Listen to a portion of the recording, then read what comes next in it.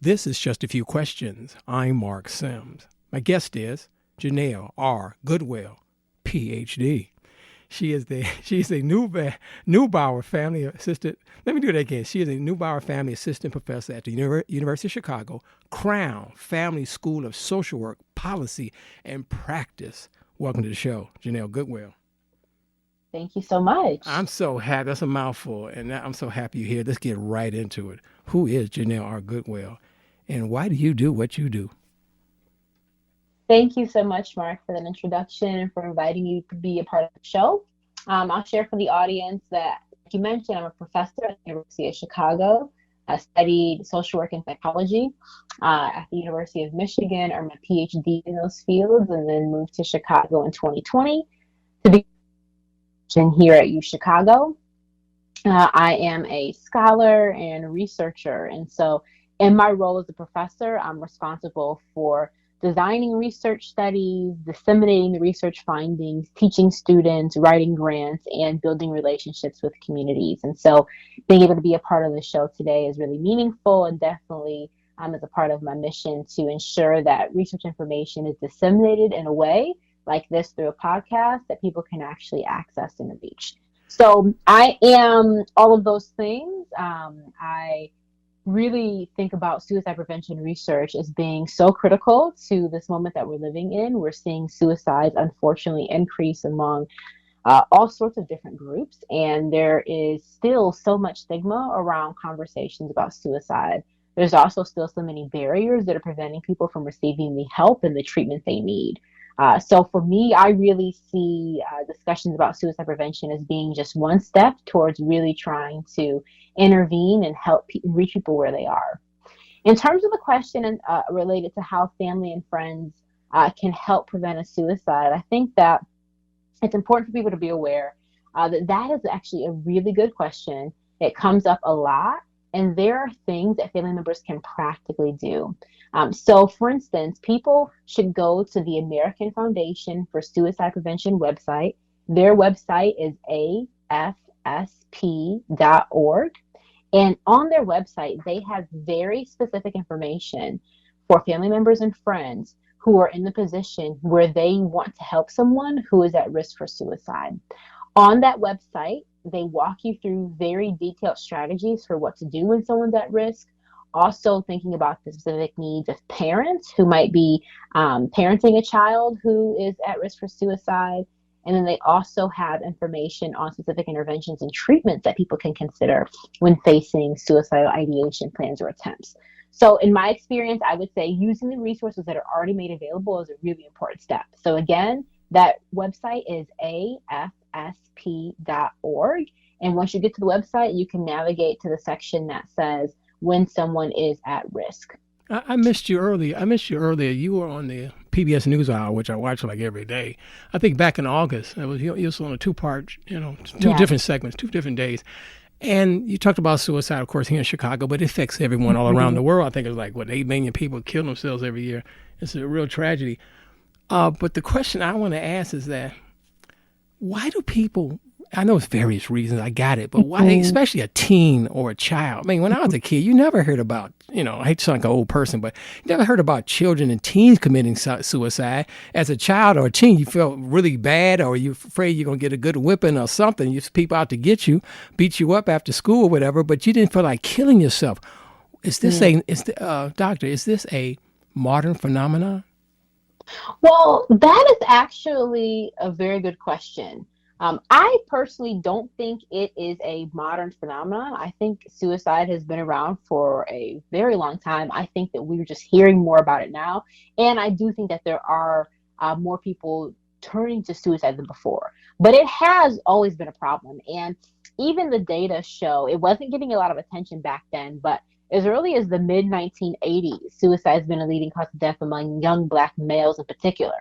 And again, it just wasn't Wait, getting wait, as much. wait. Since the 1980s? Wow. Yes, yes, for young Black men in particular. Now, it wasn't getting attention then because, in the 80s, there was, and even still now, there's much more conversations about homicide among Black males versus suicides. But national data do show that this has been a leading cause of death for decades. Um, What I'll say, Mark, is that one new trend that we're seeing is this increase in suicides among Black girls. Now, the gap between boys and girls has typically been pretty wide, but we're seeing this gap shrink amongst our Black boys and Black girls. And so that is a new trend. But suicide itself, unfortunately, has always been present in Black communities. See, I have another show and I just laser focus on African American issues. But I hate to sound like an old person again, but that's white folks' problem. White folks be killing themselves and all this kind of stuff, or it's people in Japan jump out the window. But it is a human issue. Yes. But there are cultural barriers and there are economic barriers where, let's say, you have a problem. You're like, I think most people, let's say, I'm getting this phrase from someone else they commit suicide by in installments. We overeat, we overdrink. We overdo this, we overdo that. And so we're slowly killing ourselves. And sometimes it becomes a death of despair or early death because of our lifestyle. What do you think? Yeah, I've definitely seen that professionally, but then also in my own family, where maybe someone doesn't choose to end their life on a particular day, but through a series of decisions over time, they are slowly ending their own lives. They're taking steps that are going to put them at greater risk for death. I think that one thing to consider, and kind of tying into what you mentioned earlier, is this role, particularly when thinking about suicides amongst young people. We've got to really assess two things, in my opinion: compulsion and then also accessibility. So we know that young people's brains are not fully developed. And so it's very easy for them to catastrophize an issue that comes up. So if a boyfriend or girlfriend breaks up with them, if someone's bullying them, if someone is harming them in some way, if maybe they failed an exam, while those are major life events, sometimes young people can begin to think that it's the very end, and they may begin to think that anything would be better than living right now. And so in those moments, again, because their brains are not fully developed, they may jump to suicide as an option or as a solution compulsively, whereas adults may be in a space where, because their brains are more developed, they have more time to think through potential scenarios and coping options.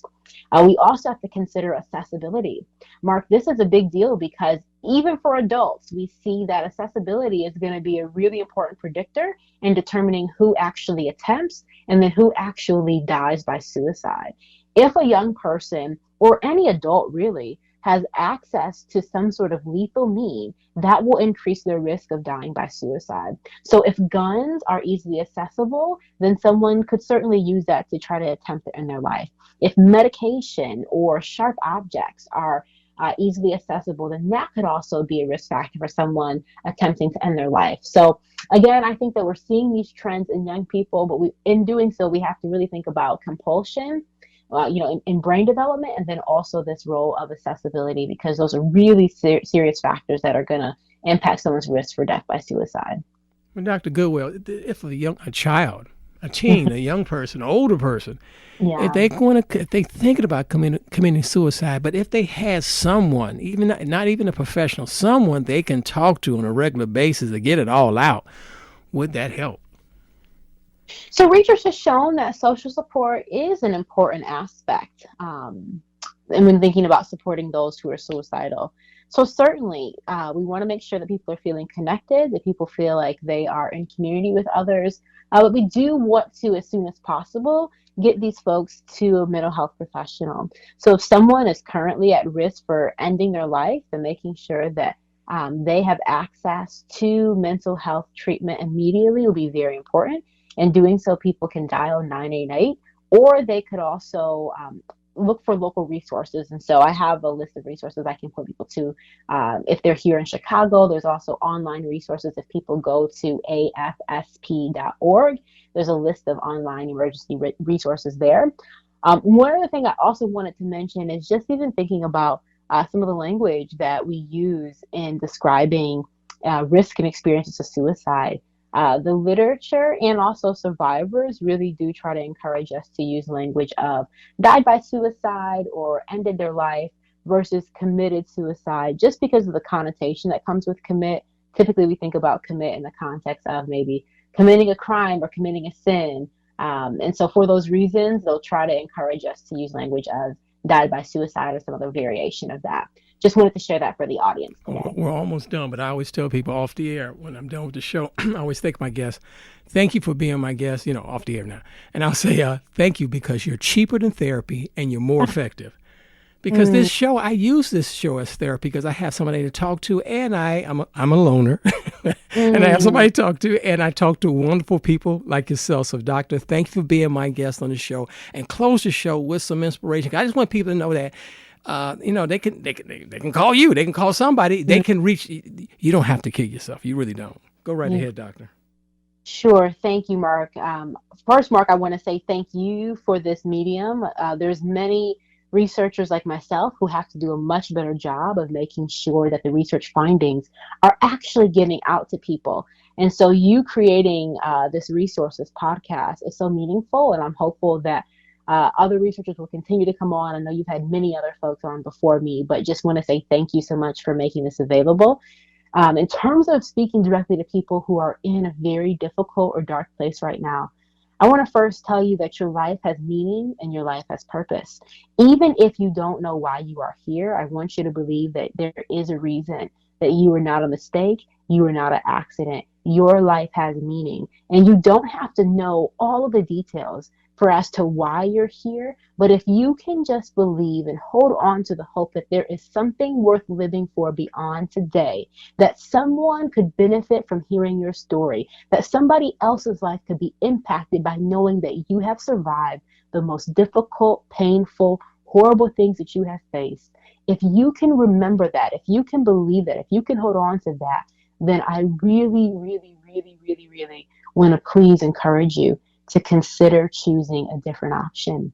There are other folks that you don't even know. Someone who could listen to this podcast, someone who could hear your story, someone who might see a message you post on social media, and their life could be impacted by you. Sometimes we underestimate how important we are to other people. And I want you to hear from me that your life matters. Who you are matters. All of who you are matters. And there is meaning to your life. You are not here just by accidents or happenstance. Your life has a purpose, and there is something worth living for. If you can hold on for today, I do believe that there is new joy that comes tomorrow morning. So please, if you are in a space where you're considering ending your life, please utilize these resources that we've talked about today, and also be sure to reach out and connect with a mental health professional who can help you walk through the healing and the recovery that's needed for you to go forward and live a purposeful, meaningful, and joyful life.